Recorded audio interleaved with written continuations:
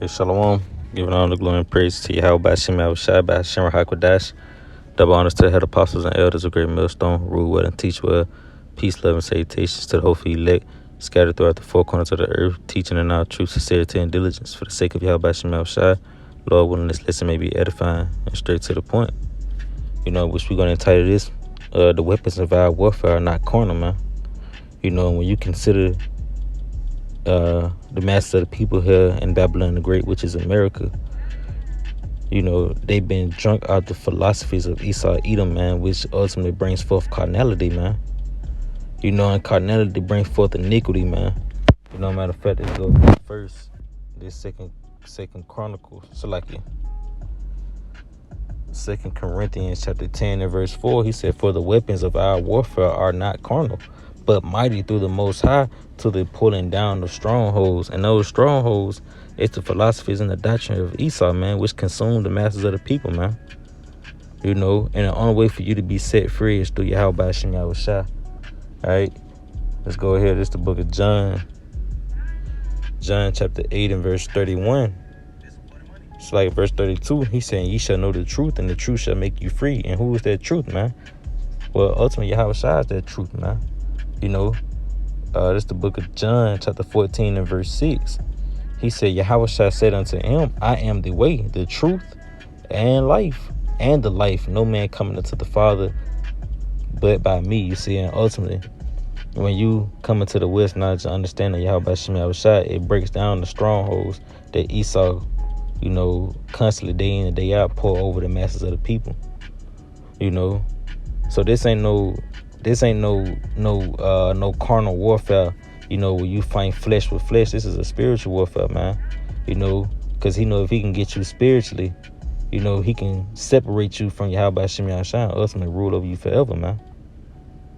And that's what it's about, man. So you thinking that you can stock ammo up and go buy you a couple of ARs and you gonna go fight against Esau? Well, look, man, you gonna die. You see, that's why the Lord even tell you that wisdom and knowledge should be the stability at our time. This wisdom is ultimately, this truth. It's ultimately what's going to keep you alive, man. It ain't going to be by way of a gun. Matter of fact, this is the book of Psalms, chapter 44 and verse 6. You see, he said, "For I would not trust in my bow, neither shall my sword save me." You see, so the sword, which ultimately goes back to the gun, a knife or whatever it is, machete, whatever it is you may have, brass knuckles. Hey, that's not gonna save you in these times to come, man. Because ultimately, one day you gonna run out of ammo, or rather your gun might jam. You know what I'm saying? You never know how Yahweh Shem Shai may play. You been oiling your gun. You been going to the gun range, shooting it, making sure it don't jam, making sure the springs, ain't messed up in your clip. And the moment Esau kick in that door and you go to fire your weapon off, it jam, man. Because you been carnal, man. Carnality leads to death. You see? So that gun, man, the sword is not going to save you, man. Yahweh Shem Shai is ultimately the one that's who's going to step in on your behalf and save you, man. Let's go here. This is the book of Psalms 37 and verse 40.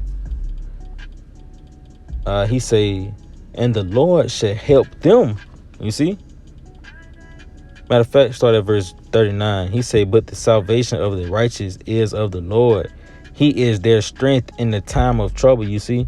So, in the time of trouble, the elect is going to trust on Yahweh Shem Shai. They're not going to run and get a 40 cal, man. Or AR 223, and get the shoe, man. That's not the way out, man. That's not the way. The weapons of your warfare is not carnal, man. Esau gonna fuck you up, man. This nigga, he a carnal beast, man. You talking about a nigga who got robo dogs with 50 cows on top of him, man. Blow your ass off, man. You can run from a dog, but you ain't running from no fucking robot. A robot don't get tired, man. So what the hell you gonna do? You gonna open the door and shoot a robot? Come on, man.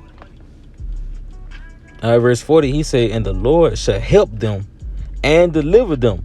You see, and he shall deliver them from the wicked. And who is the wicked, man? Esau, the so-called white man, the evil man, the one who gonna come down with great wrath, man.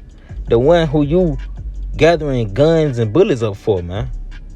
The Lord if you repent, man, the Lord will deliver you from him. You ain't gonna have to worry about the nigga, man.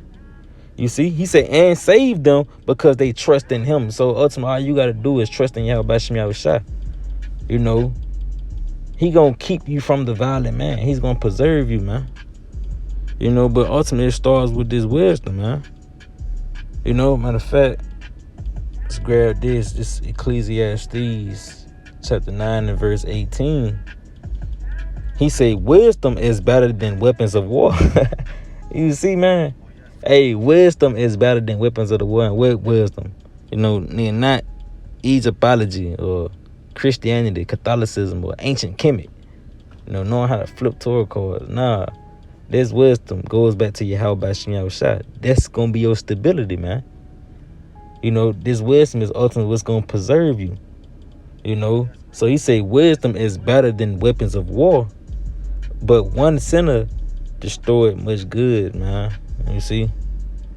So, man, look, man. It's better to have this wisdom than to have a fucking bag of bullets with an AR, man. With a scope on it. You ain't gonna win, man. Esau got heat sensors. This nigga got tracker bullets. He's got all type of technology, man, to kill you jakes, man. So your Glock 19 ain't gonna do shit in the day where the Lord unleashed this devil, man. You know, it's better for you to trust in the Lord than to trust in the fucking gun that the devil done made. You know, but Lord willing, this is edifying to the elect. Till next time, say shalom. Call out Yahweh.